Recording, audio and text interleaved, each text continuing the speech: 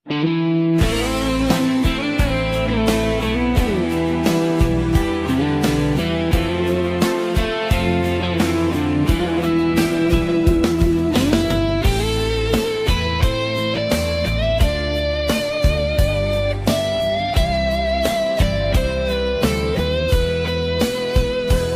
ងកែវហូរទៅឆ្ងាយណាស់ហើយកែវបងអើយភ្លេងរៀមហើយឬស្នេហាហាត់ដែលធ្លាប់ថ្នឹងធ្នមកាយាវេលានិន្ទ្រាកណ្ដាលព្រៃស្ទឹងកែវធ្លាប់តែច្រៀងបំពេក្រោមដួងខែឲ្យគូស្នេហ៍ភ្លេងតុងភ័យថ្ងៃនេះទាំងហូរគ្មានប្រណីចោលព្រៃដែលស្រីធ្លាប់រស់នៅស្ដាយដែលសុំរងដួងភាំងត្រាស្ដាយខ្លួនគេសាធ្លាប់កាយភ្លេស្នាមខំ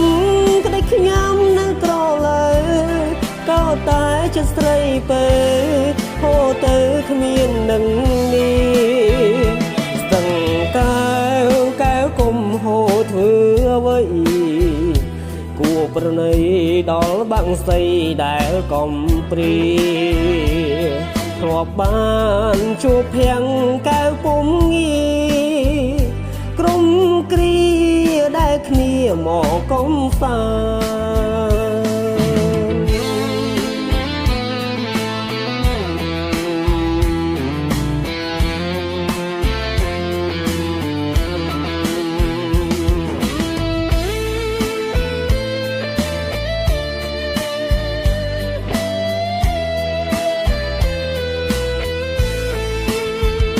ស្ដាយដែល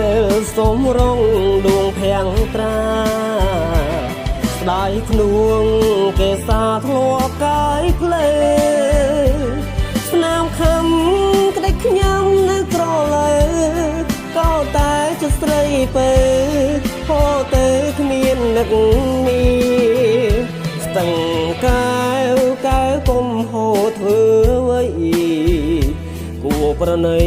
ដល់បាំងសីដែលកំព្រាធ្លាប់បានជួបភាំងកែវពុំងាក្រុមគ្រាដែលគ្នាមកកំសាន្តក្រុមគ្រាដែលគ្នាមកកំសាន្តក្រុមគ្រាដែលគ្នាមកកំសាន្ត